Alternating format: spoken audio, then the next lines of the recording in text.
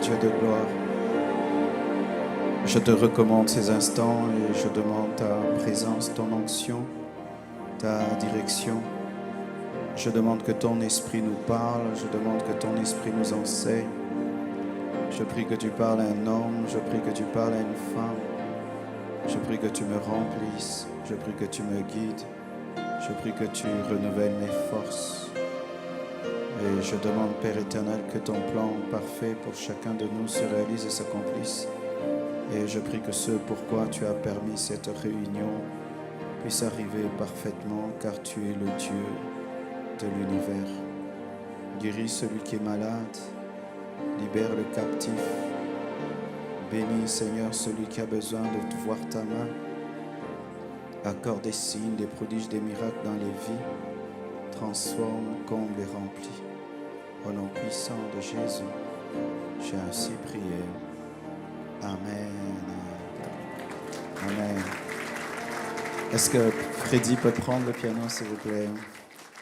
Nous sommes debout, nous allons lire la parole de Dieu. Nous sommes dans Genèse 6, verset 1er jusqu'au verset 14. Le thème de mon message ce matin, c'est les rescapés du déluge. Tu peux dire ça à ton voisin de gauche, ton voisin de droite, celui de devant et celui de derrière. Pour ceux qui ont fait deux cultes à la compassion, on prêche le même message dans les trois cultes, dans les deux cultes, donc vous allez écouter deux fois le même message. Amen. C'est parce que si on donne deux messages différents, les gens vont préférer des cultes. Mais il faut enseigner la même parole pour que les gens aient la même connaissance, la même sémence. Amen. Genèse 6, versets 1 à 14. La Bible dit, lorsque les hommes eurent commencé à se multiplier sur la face de la terre, et que les filles leur furent nées, les fils de Dieu virent que les filles des hommes étaient belles, et ils en prirent pour femmes parmi toutes celles qu'ils choisirent. Alors l'Éternel dit, mon esprit ne restera pas toujours dans l'homme, car l'homme n'est que chair, et ses jours seront de 120 ans. Les géants étaient sur la terre en ces temps-là, après que les fils de Dieu furent venus vers les filles des hommes et qu'elles leur eurent donné des enfants. Ce sont ces héros qui furent fameux dans l'Antiquité. L'Éternel vit que la méchanceté des hommes était grande sur la terre et que toutes les pensées de leur cœur se portaient chaque jour uniquement vers le mal. L'Éternel se repentit d'avoir fait l'homme sur la terre et il fut affligé en son cœur. Et l'Éternel dit, j'exterminerai de la face de la terre l'homme que j'ai créé depuis l'homme jusqu'au bétail, aux reptiles et aux oiseaux du ciel, car je me répands de les avoir faits. Mais l'homme, Noé, trouva grâce aux yeux de l'Éternel. Voici la postérité de Noé. Noé était un homme juste et intègre dans son temps. Noé marchait avec Dieu. Noé engendra 3 fils, Sem, Cham et Japheth. La terre était corrompue devant Dieu, la terre était pleine de violence. Dieu regarda la terre et voici, elle était corrompue, car toute chair avait corrompu sa voie sur la terre. Alors Dieu dit à Noé, la fin de toute chair est arrêtée par devers moi, car ils ont rempli la terre de violence. Voici, je vais les détruire avec la terre. Fais-toi une arche de bois de gopher. Tu disposeras cette arche en cellules et tu l'enduiras de poids en dedans et en dehors. Pour terminer, Genèse 9, versets 20 à 27.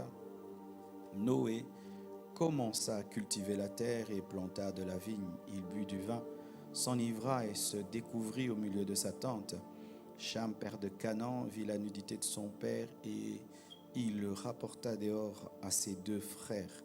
Alors Sem et Japheth prirent le manteau, le mirent sur leurs épaules, marchèrent à reculons et couvrirent la nudité de leur père. Comme leur visage était détourné, ils ne virent point la nudité de leur père. Lorsque Noé se réveilla de son vin, il apprit ce que lui avait fait son fils cadet. Il dit, maudit soit Canaan, qui soit l'esclave des esclaves de ses frères. Il dit encore, béni soit l'Éternel, Dieu de Sem, et que Canaan soit leur esclave. Que Dieu étende les possessions de Japheth, qu'il habite dans les tentes de Sem, et que Canaan soit leur esclave. Prenez place, s'il vous plaît. Nous acclamons la parole.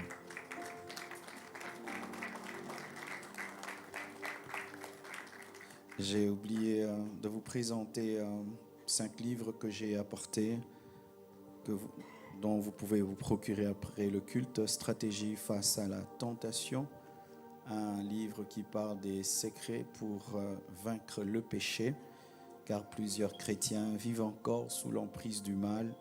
Avec ce livre, tu peux découvrir comment tu peux vaincre le péché. Découvre, expérimente sa présence. C'est un livre qui apprend comment tu peux te mouvoir dans la présence de Dieu, comment tu peux comprendre la présence de Dieu et comment tu peux faire des retraites spirituelles. Et 500 paroles de sagesse, c'est un livre qui est un condensé de 500 phrases que j'ai écrites sur les nets et qui ont béni beaucoup de gens. Et ça te permet d'avoir une parole à méditer tous les jours. Le secret du lieu secret, c'est un livre qui parle de formation, de brisement, de préparation. Je le conseille aux serviteurs de Dieu. Et mon nouveau livre, La voie du véritable pardon, c'est un livre qui parle d'amour, qui parle de rédemption, de rémission, d'effacement, de réparation. Et tu ne peux pas finir ce livre sans pardonner. Amen. Procurez-vous ces livres. Amen. Maintenant, est-ce qu'on peut arrêter de bouger? Amen. On ne bouge que pour dire Amen, gloire à Dieu, mais on ne se promène pas. Amen. Alors, le thème de mon message, c'est les rescapés du déluge. Souvent, lorsque les hommes modernes lisent la Bible parlant du déluge, ils disent c'est grave. C'est grave. Dieu envoie l'eau et il tue tous les hommes, tous les animaux, sauf la famille de Noé, sauf quelques animaux qui entrent dans l'arche. Ça paraît vraiment très cruel. Il y a même certaines fausses doctrines qui, à cause de cela, disent que la Bible n'est pas la parole de Dieu, parce que là, ça révèle un Dieu qui n'est pas amour. Pourquoi il y a eu le déluge? Parce que Dieu ne fait rien au hasard. Tout d'abord, tout a commencé au ciel. Vous devez savoir que le mal n'a pas commencé sur la terre. Le mal a commencé au ciel. Un ange de Dieu appelé Lucifer a péché. Le mot Lucifer n'existe pas dans la Bible. Tu peux taper dans ton dictionnaire, dans ta Bible. Le mot Lucifer n'est pas dans la Bible, mais c'est une traduction latine de ange de lumière. Parce que Lucifer, c'était un chérubin qui était un ange de lumière et qui avait comme ministère l'adoration. Alors, Lucifer était créé beau. La Bible dit que même les instruments étaient créés le même jour que lui. Et un jour, il s'est lassé, fatigué de rendre à Dieu la gloire. Il a décidé de recevoir cette gloire. Ainsi, il a séduit le 1/3 des anges. Quelle séduction! Vous imaginez? Lucifer a pu séduire des êtres célestes qui n'avaient jamais connu le mal. Il leur a convaincu qu'ils pouvaient le suivre et remporter la victoire sur Dieu. Bien-aimés, faites très attention au diable. Il a une grande puissance de persuasion, de séduction. Et l'homme seul face au diable ne peut rien. Il a pu persuader des archanges, des chérubins. Et ils l'ont suivi dans sa guerre. Et Dieu l'a précipité. Où? Sur la terre. Vous devez savoir, mes frères et sœurs, qu'avant qu'Adam et Ève ne soient créés, le diable avait déjà été précipité sur la terre. Ça veut dire ceci, que lorsque Dieu était en train de créer Adam et Ève, c'était dans la présence de Satan. Il était là. Et quelque chose a été dit à l'homme. Je te donne le pouvoir de dominer sur la terre. Et cette domination n'était pas seulement sur les plantes et sur les animaux, c'était aussi sur Satan parce qu'il était là. Et vous voyez Satan qui se rend compte comment est-ce que on peut donner la domination à une motte de terre parce que l'homme a été tiré de la terre. C'est pourquoi on dit Adam. Adam, ça vient de Adama. Adama, c'est la terre. Le diable n'a pas été créé à partir de la terre. Il est esprit. Mais l'homme a été tiré de la terre. Dieu a soufflé en lui le souffle. Mais il est un mélange d'esprit et de boue. Et ça mène un mépris en Satan. Comment est-ce que celui-là peut prendre ma place et me dominer? Et il n'avait pas oublié sa chute. Il a chuté parce qu'il avait péché. Alors il avait compris que Dieu, même s'il t'aime beaucoup, si tu es dans le mal, il est obligé de se séparer de toi. Il a dit, je vais amener l'homme à faire ce que j'ai fait. Dieu avait créé l'homme et la femme dans un jardin, mais qui avait deux arbres principaux. Il y avait l'arbre de la vie et l'arbre de la connaissance du bien et du mal. Dieu dit à l'homme, tu peux manger de tout, sauf à l'arbre de la connaissance du bien et du mal. L'homme a touché, a mangé à cet arbre.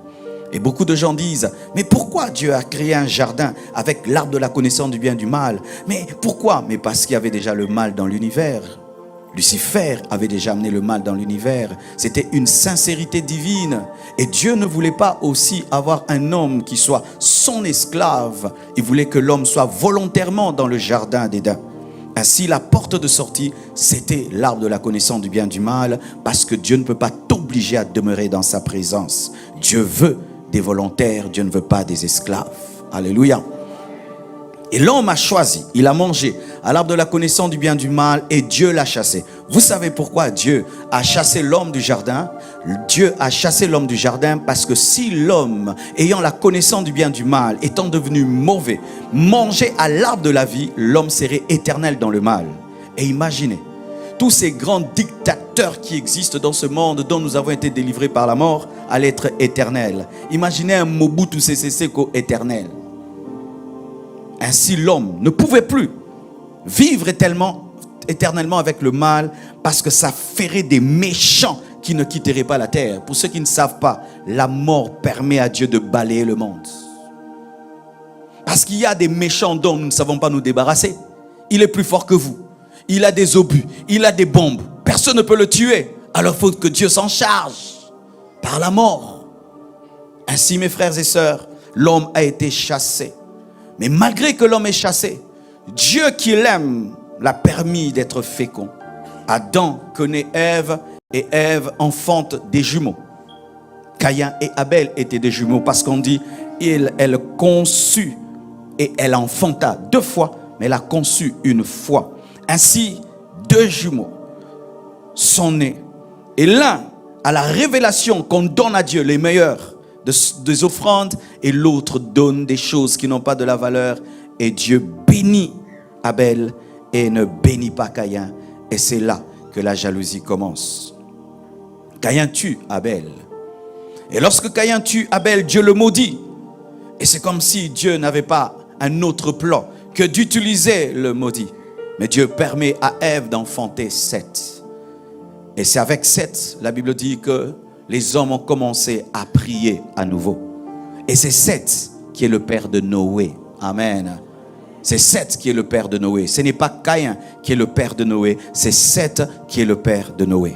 Mais quelque chose s'est passé avant le déluge. C'est ce qui a causé le déluge.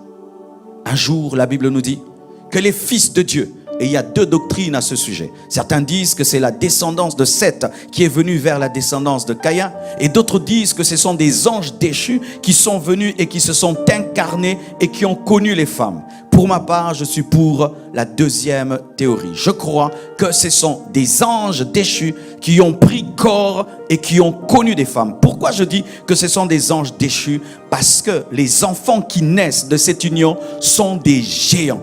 On croirait, et même je ne dis pas on croirait, ça prouve que Dieu n'avait pas prévu une telle union, parce que les enfants qui sont nés avaient 2 mètres, 3 mètres et avaient une puissance, mais étaient méchants. Et la Bible dit que ces hommes étaient fameux. On les appelait même des dieux en minuscules. Et ce sont eux qui ont accentué le mal dans l'homme. Il y avait le mal dans l'homme parce que déjà, lorsque l'homme naît, il naît pécheur, parce que lorsque Adam et Ève ont péché, ils ont commencé à engendrer des pécheurs. Mais lorsque ces démons ont connu les femmes, ces enfants qui sont nés sont venus pour pousser encore l'homme à la méchanceté. Et lorsque Dieu regarde sa création, Dieu regarde le monde, qu'est-ce qu'il se rend compte? L'homme ne pense qu'au péché. L'homme ne pense qu'au péché. L'homme ne pense qu'au péché. L'homme ne pense qu'au péché. Et vous savez, lorsqu'il y a le mal dans la pensée, il y aura le mal dans les actions. Et Dieu s'est dit, il n'y a plus rien à espérer avec ces hommes. Ils vont s'entretuer, ils vont se détruire et se détruire. Et il y a aussi des gens qui disent, mais il fallait que Dieu ne frappe que les hommes. Pourquoi il a frappé les animaux? Vous devez savoir ceci. Il y a toujours une corrélation entre l'homme et son univers. Lorsque l'homme pêche, il amène la nature dans sa chute. C'est pourquoi quand Adam et Ève ont péché directement, la terre a donné des ronces. C'est pourquoi quand Adam et Ève ont péché directement, les animaux sont devenus des carnivores. Ils ont commencé à dévorer les hommes. Pourquoi? Parce que les animaux, les plantes ont été créées pour nous. Et lorsque le leader pêche, le reste suit. Alléluia. C'est pourquoi il fallait que Dieu frappe les hommes, mais frappe toute la nature afin de la purifier. Et ainsi il appelle Noé, père de Cham, père de Japheth, père de Sem. Il lui dit, fais une arche, je veux tout détruire, mais toi tu es intègre, je veux te mettre dans l'arche et je veux commencer une nouvelle histoire, recommencer à zéro sans le mal, recommencer à zéro sans le péché. Et nous voyons là Noé qui fait une arche. Il fait entrer ses enfants, il fait entrer les animaux choisis en paire. Et le déluge arrive et purifie tout, détruit tous les hommes. Les plus grands nageurs n'ont pas pu, tous sont partis. Mais le thème de mon message, c'est les rescapés du déluge.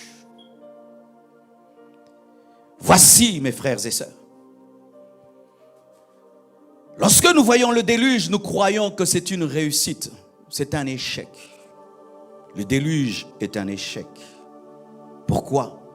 Parce que Dieu a détruit toute chose à cause de la méchanceté.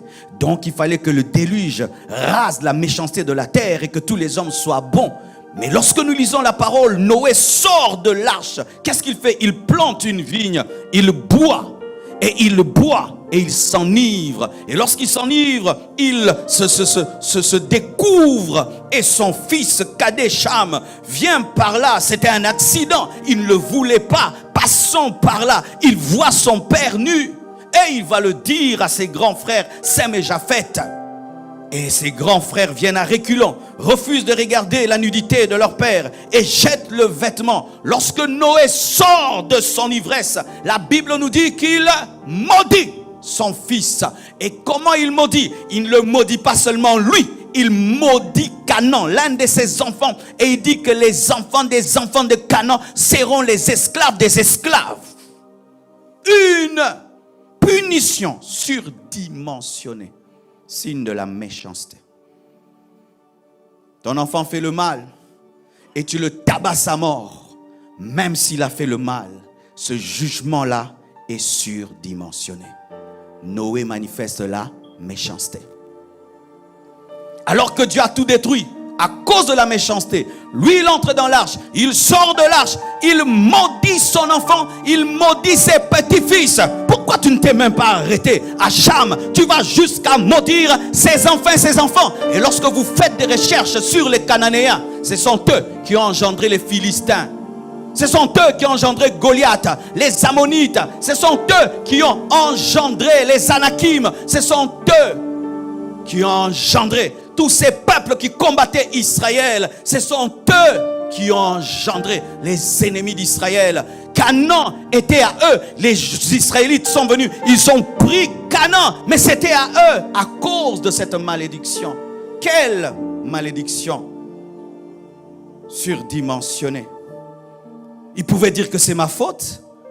Est-ce que l'enfant t'a poussé à boire? Non. Toi-même tu bois. Et puis l'enfant te voit, c'est un immature, tu peux le corriger, ne le fais plus, ou tout ça, une punition que pour lui, pour 2 jours, tu maudis des générations, la méchanceté. Et Cham est un méchant. Tu vois ton père qui s'est dénudé, tu peux couvrir cela, comme l'ont fait Sem et Japheth. Pourquoi tu vas le dire? Méchanceté, méchanceté en Cham, méchanceté en Noé. Mais on a tout détruit pour échapper à la méchanceté. Qu'est-ce qui est arrivé? La méchanceté est entrée dans l'arche. La méchanceté a survécu parce qu'en soi, la méchanceté était une nature qui est capable de prendre le bateau avec celui qui fait le bateau. Quand on était en train de de tout chasser au dehors. La méchanceté était déjà dans Noé, mais n'avait pas le temps de se manifester, car il y a des péchés qui attendent l'occasion pour se manifester. Qui était aussi dans l'arche? Le diable était dans l'arche. Les démons étaient dans l'arche. Les poissons ont survécu parce que le déluge ne tue pas les poissons. Le déluge n'était pas une perfection. Frères et sœurs, voici la première leçon de cela. Ce n'est pas parce que tu as vaincu certains péchés que tu as vaincu tous les péchés.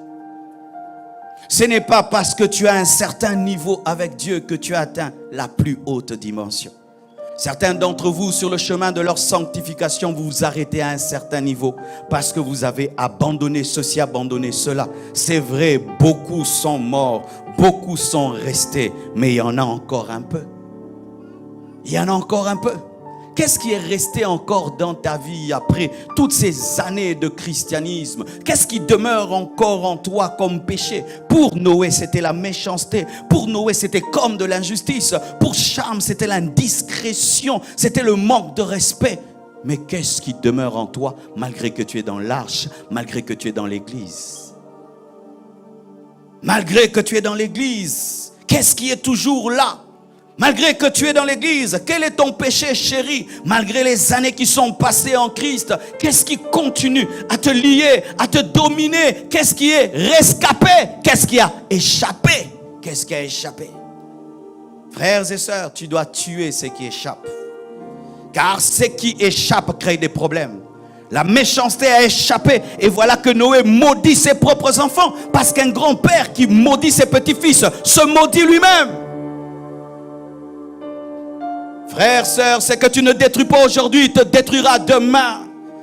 Ce que tu n'abandonnes pas aujourd'hui te détruira demain. C'est pourquoi arrêtez de présenter à Dieu: j'ai abandonné ça et ça et ça. Dieu n'a que faire de ce que tu as déjà abandonné. Dieu veut que tu abandonnes ce que tu n'arrives pas à abandonner. J'entends des gens qui disent: pasteur, moi je ne fume plus, mais je bois quand même. Tu es ivrogne non fumeur. Les gens, pour ne pas entrer dans la totalité de leur sanctification, aiment présenter ce qu'ils font déjà, alors que ce qui te tue, c'est ce que tu continues à faire. Tu as abandonné.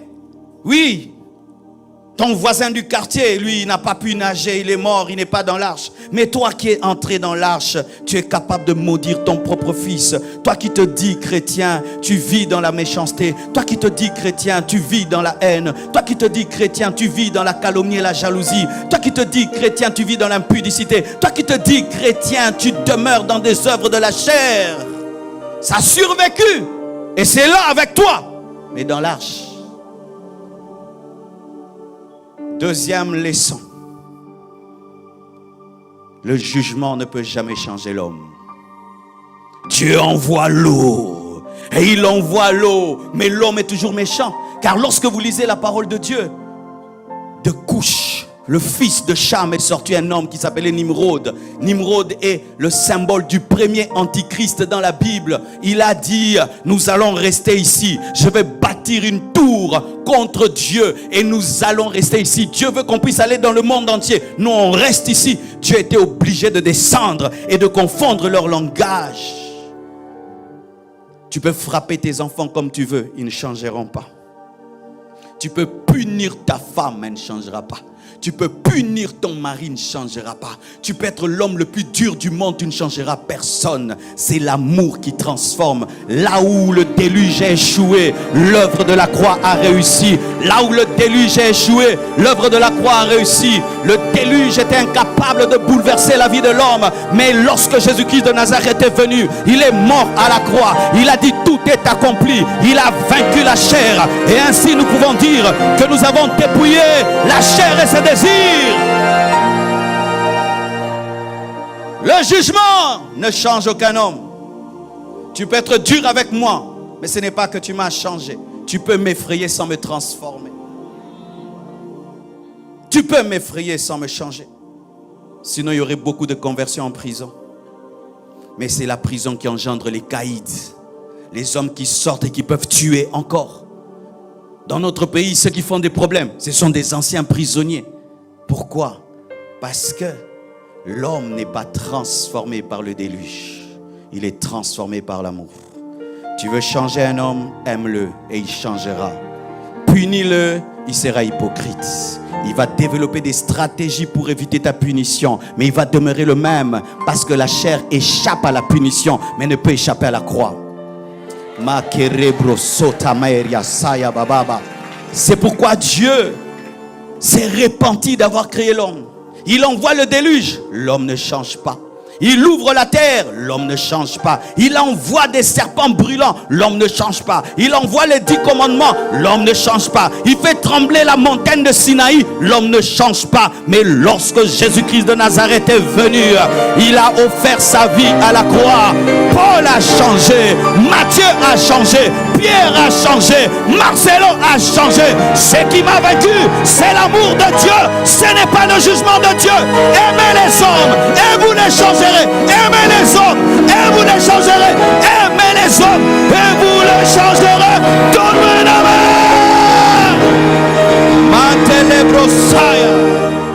Oh, gloire à Dieu. Excusez-moi de crier comme ça. Je suis habitué à prêcher à beaucoup de gens. Alléluia. Certains disent, mais qu'est-ce qu'il a crié comme ça, n'est pas nombreux? C'est l'habitude, mon frère. Aime-moi et tu me changeras. Juge-moi et je m'endurcirai. Aime-moi et tu me transformeras. Condamne-moi et je demeurerai dans le péché. C'est la leçon que Dieu a prise.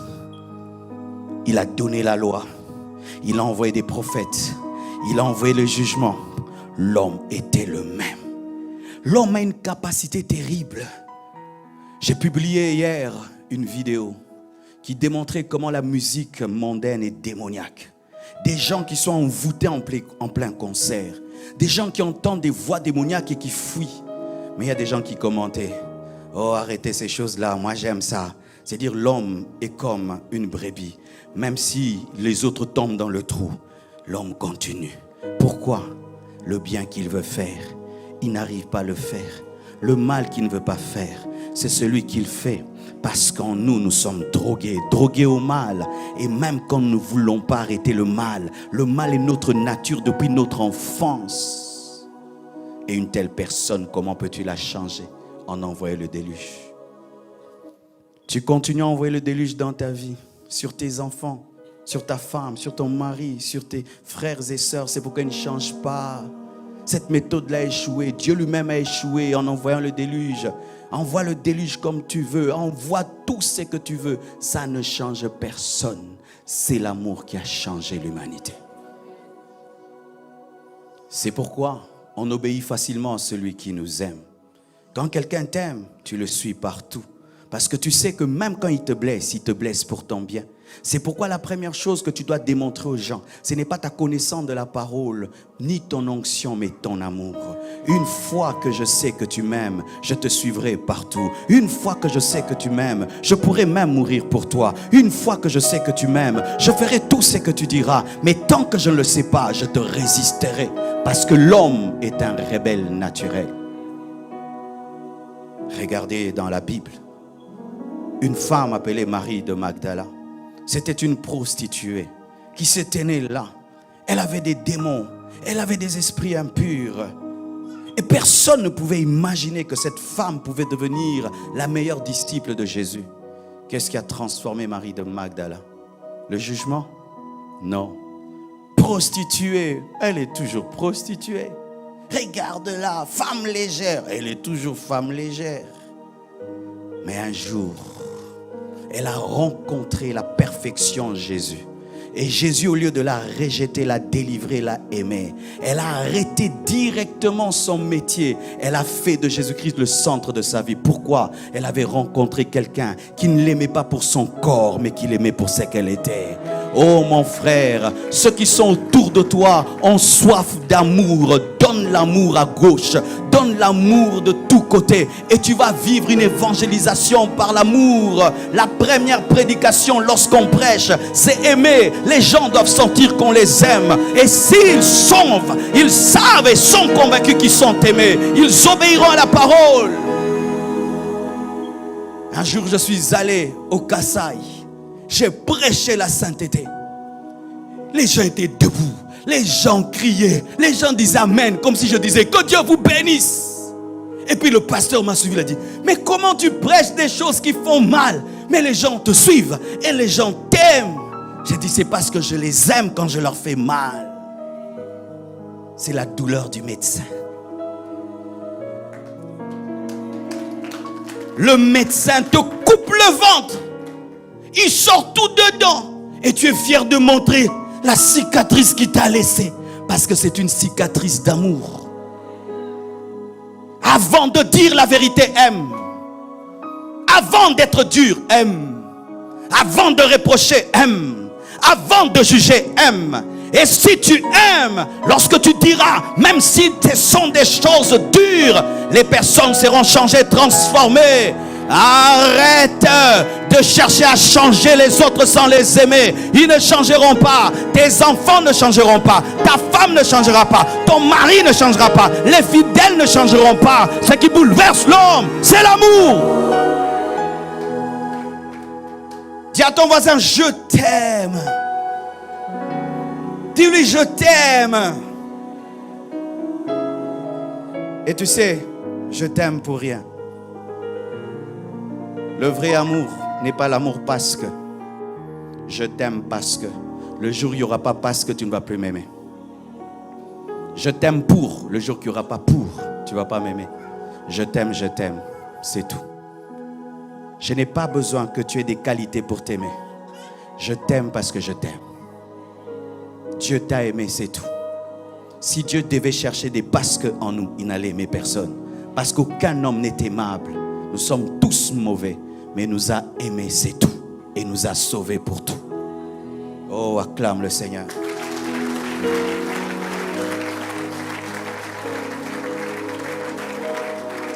Oh, gloire à Dieu. Ton enfant échoue à l'école, tu tapes dessus. Ton enfant échoue à l'école, tu le punis et tu le punis. Tu n'as pas d'amour.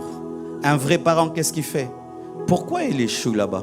Est-ce qu'il est qualifié pour ça? Est-ce qu'il aime ces études-là?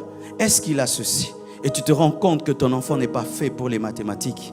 Ton enfant, c'est un juriste. Du coup, tu changes et tu l'amènes ailleurs. Dieu de même a fait ainsi.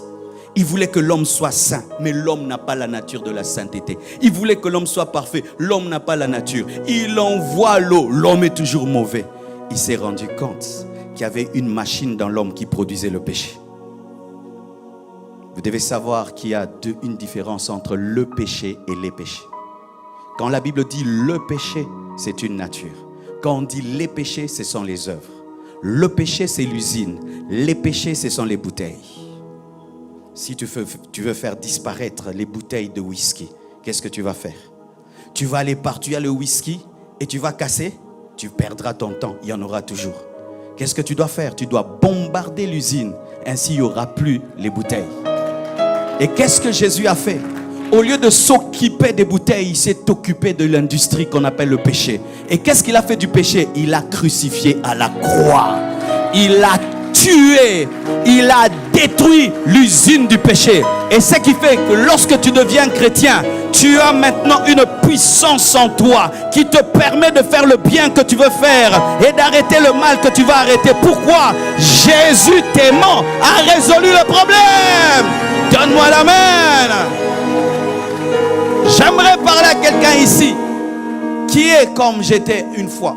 Je fréquentais les chrétiens et je pensais que fréquenter les chrétiens faisait de moi un chrétien. Et je voulais la vie des chrétiens. Comme ceux qui ne sont pas parfumés pensent que le fait que tu sens mon parfum, que tu as ce parfum, ce n'est pas ton parfum. Tu te rendras compte quand je partirai, j'irai avec mon odeur. Ce que tu sens, c'est la contamination olfactive. Et il y a des gens aussi comme ça. Tu viens dans une église comme ça, tu vois les gens heureux et tout. Et quand tu sors, tu aimerais jouer à la joie là. Tu vois, ça ne marche pas. Et ça m'arrivait. Je prenais des décisions. Désormais, j'arrête. Désormais. Mais l'usine fonctionnait. Un mois après, j'ai revenu au galop fois 1000. Mais quand j'ai donné ma vie à Jésus, quelque chose est arrivé en moi. L'usine a été bombardée. Alors un jour, quelqu'un me fait le mal. Je veux faire comme avant. J'arrive pas à lui faire le mal. Je dis, oh, mais comment, Marcelo, vas-y. Mais j'arrive plus. Je dis, qu'est-ce qui est arrivé? On a bombardé l'usine de la méchanceté. C'est pourquoi je te demande de recevoir Jésus, de recevoir l'amour de Dieu. Lorsqu'il viendra dans ta vie, il te changera, il te transformera. Tu abandonneras le péché, tu auras la joie, tu auras la paix, tu auras la sainteté, tu auras la vraie vie. Reçois-le, l'amour de Dieu. Reçois cet amour. Reçois cet amour. Et lorsque tu voudras changer les autres, opère dans cet amour. J'ai raconté au premier culte ce qui était arrivé avec Blanche au début du mariage. Vous savez, j'ai fait 30 ans de célibat. Dites amen.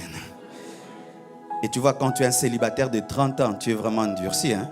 Donc tu as tes programmes comme ça, tu vis comme ça, tu manges comme ça, tu sors comme ça. Alors là, je me préparais à aller prêcher. Elle prenait le temps, elle s'arrangeait, Tu me fais frère, le temps, c'est le temps. Elle continuait. J'entre dans la voiture, je démarre et je la laisse. Elle ne savait même pas que je suis parti. Et je pars là. Et une voix me dit, tu as raison, tu dois prêcher, c'est elle qui a tort. Pourquoi tu t'encourages si tu as raison? Et à l'église, je prêche alors que j'ai un problème qui m'attend à la maison. Je finis la prédication. Là, j'ai dit, on m'attend. Et tu vois, quand tu es charnel, tu t'attends que l'autre soit charnel. Alors j'ai préparé mes réponses déjà. Si elle dit ça, je dis ça. Elle dit ça, je dis ça. Elle va là, je passe. Ah, moi aussi, je gueule. J'arrive en mode guerre à la maison. Elle m'ouvre la porte. Elle sourit. Elle me donne la nourriture. Ah, cette nourriture-là, tu ne sais pas la manger. Hein? Alors, je lui dis, mais je t'ai laissé devant le miroir. Tu n'es pas fâché?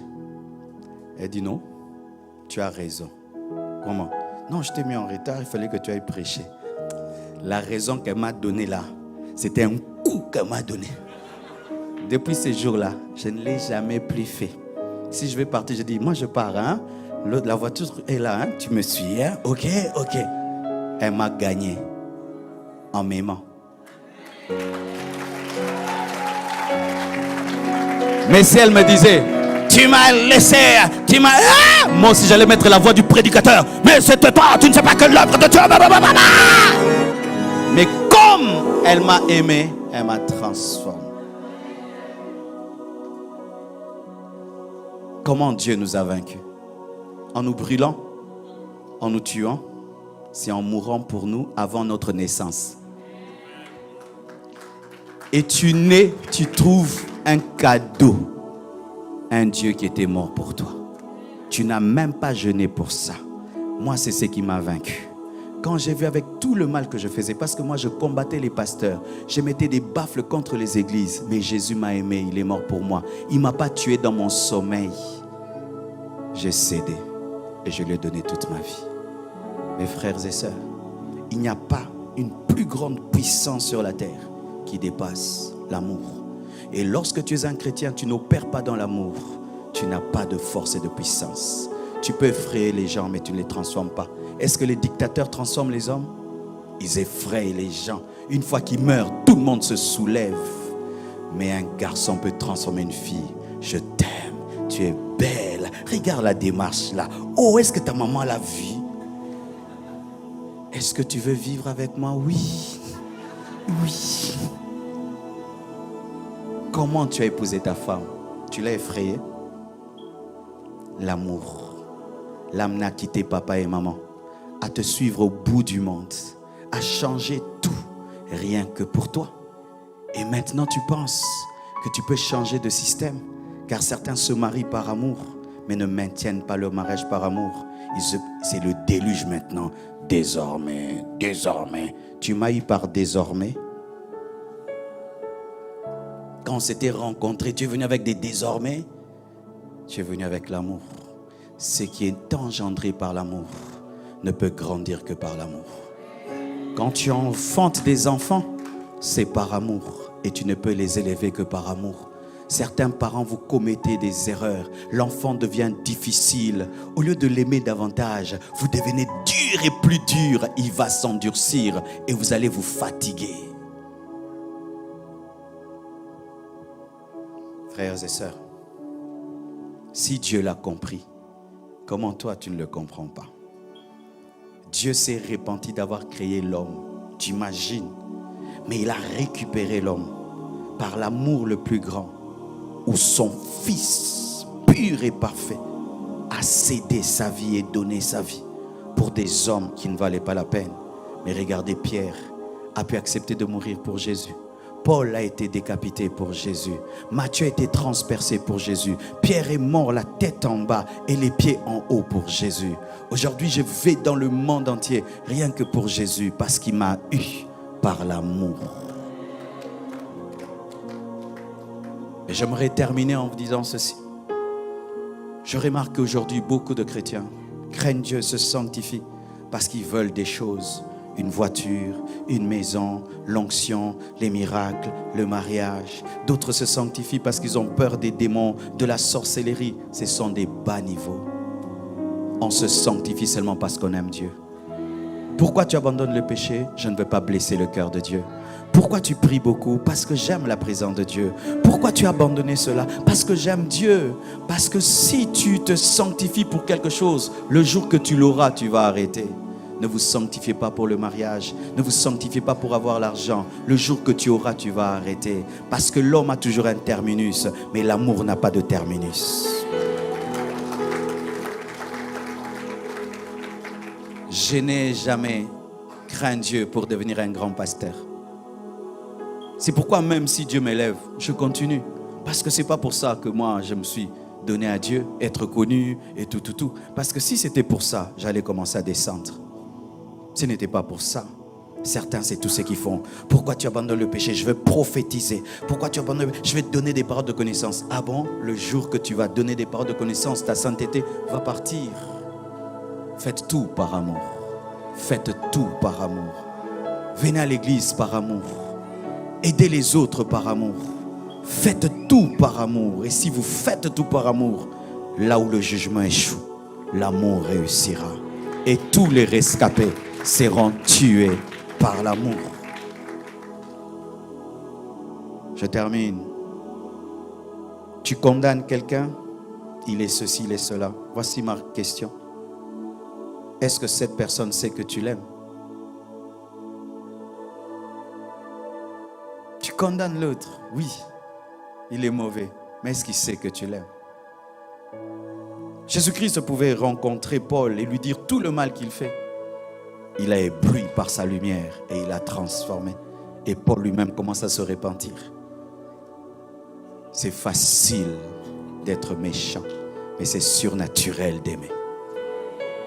C'est pourquoi moi, si quelqu'un me hait, c'est normal. Mais si tu m'aimes, c'est extraordinaire. Parce que aimer, c'est extraordinaire. Vivez dans l'extraordinaire et vous aurez des fruits, des résultats. Vous serez une source de bénédiction. Les gens voudront être dans votre présence parce qu'il y a une telle rareté de l'amour dans ce monde que les gens rechercheront ta présence. Parce qu'au moins près de toi, ils sentent qu'ils sont aimés, ils sont respectés, ils sont honorés. Soyez des sources d'amour, des fleuves d'amour. Et vous changerez les autres sans effort. Vos enfants, vos conjoints, vos amis, les païens.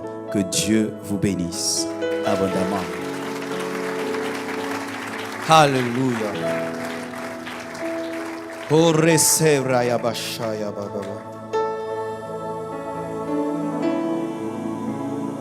Lève tes mains. Oh, merci Saint-Esprit.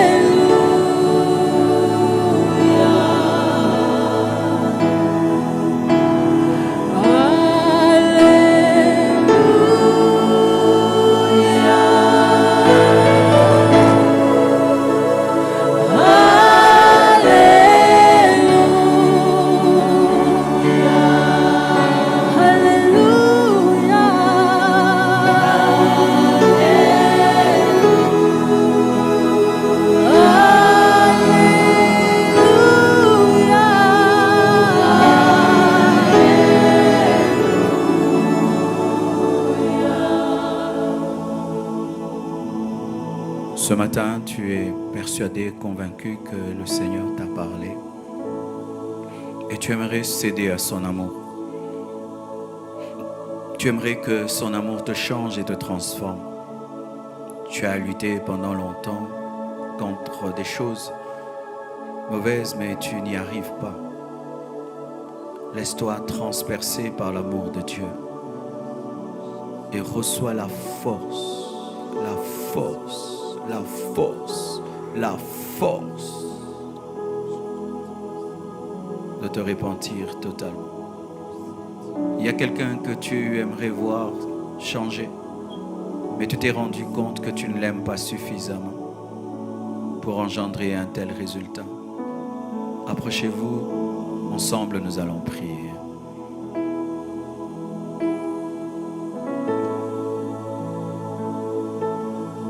L'amour réussit là où le déluge échoue. L'amour réussit là où le déluge a échoué. L'amour réussit là où le déluge a échoué.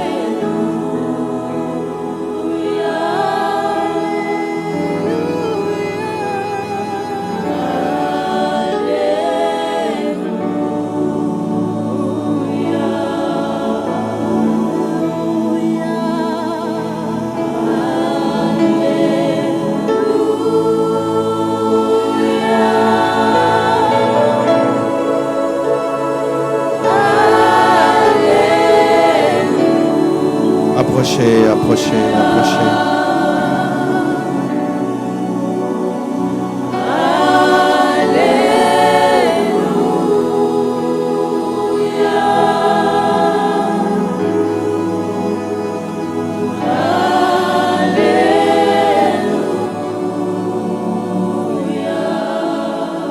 Prions ensemble.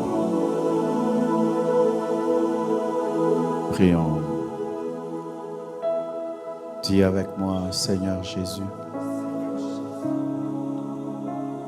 je m'offre totalement à toi. Je demande que ton amour me remplisse, que ton amour me transforme. Apprends-moi à aimer les autres. Apprends-moi à t'aimer de manière désintéressée. Délivre-moi de toute méchanceté. Crucifie la chair en moi avec tous ses désirs. Fais de moi un être nouveau, rempli du Saint-Esprit et rempli d'amour. Je confesse de ma bouche le Seigneur Jésus-Christ et je crois dans mon cœur que Dieu l'a ressuscité d'entre les morts pour moi. Aujourd'hui, je décide d'aimer, de pardonner. Je décide de me donner totalement à toi. Merci Jésus de m'exaucer.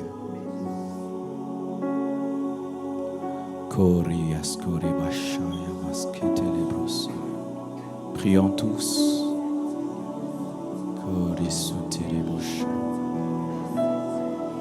Même vous qui êtes dans les salles annexes, priez. Toi qui suis le culte derrière un écran, prie. Prie le Seigneur, prie, prie. Toi qui nous suis même sur Internet, sois en prière. Prie que l'amour de Dieu te change, que l'amour de Dieu te transforme. Transforme ton couple, ton ministère, tes enfants, tes amis, ta famille et tous les hommes que tu croiseras, qui soient infectés par l'amour, contaminés par l'amour. Oui, contaminés, contaminés, contaminés par l'amour. Que Dieu fasse de toi une source de bénédiction, une source de joie, une source de paix, une source de transformation, et que la puissance du Saint-Esprit puisse sortir au travers de ta bouche, au travers de tes paroles, au travers de ta voix, que l'Esprit de Dieu t'amène à un autre niveau et qui te donne une compassion que tu n'as jamais eue, et que la puissance de Dieu vienne sur ta vie. Je sens l'onction de Dieu monter. Je sens l'onction de Dieu monter. Je sens l'onction de Dieu monter en ce lieu. Le Seigneur guérit. Le Seigneur délivre. Quand l'amour de Dieu se manifeste, il y a des guérisons. Quand l'amour de Dieu se manifeste, il y a des délivrances. Quand l'amour de Dieu se manifeste, il y a des onctions qui coulent. Quand l'amour de Dieu se manifeste, les chaînes sont brisées. Les chaînes sont brisées. Les chaînes sont brisées. Reçois la guérison de tes blessures intérieures. Reçois la guérison de tes blessures intérieures. Sois libéré des blessures. Sois libéré de la tristesse. Sois délivré du rejet. Au nom de Jésus, que la puissance de Dieu te touche. Que la puissance de Dieu te touche. Que la puissance de Dieu te touche. Reçois au nom de Jésus.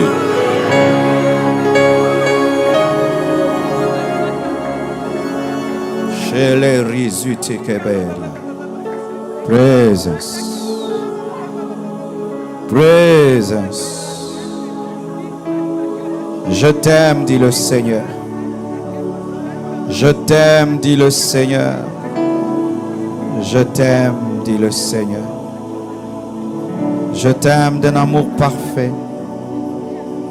Je t'aime d'un amour parfait. Tu as de la valeur à mes yeux. Je ne t'ai jamais oublié. Je ne t'ai jamais délaissé. Pour toi, j'ai offert mon fils. Pour toi, j'ai offert mon fils. Pour toi, j'ai offert mon fils.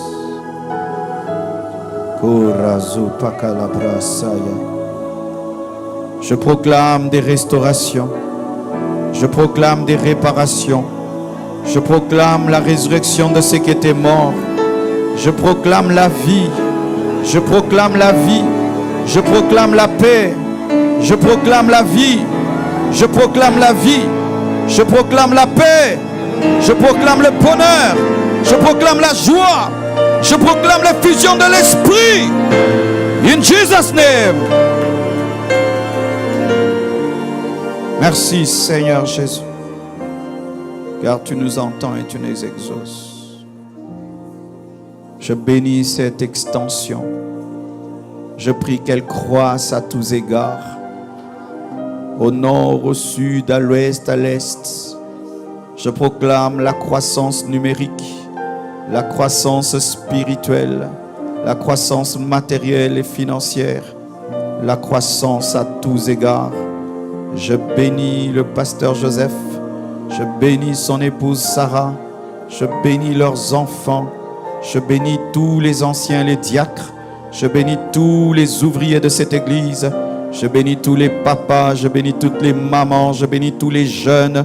Je bénis tous les nouveaux venus. Je vous bénis. Soyez bénis. Soyez bénis. Soyez bénis. Soyez abondamment bénis. Au nom de Jésus. Amen. Merci. God bless you so much.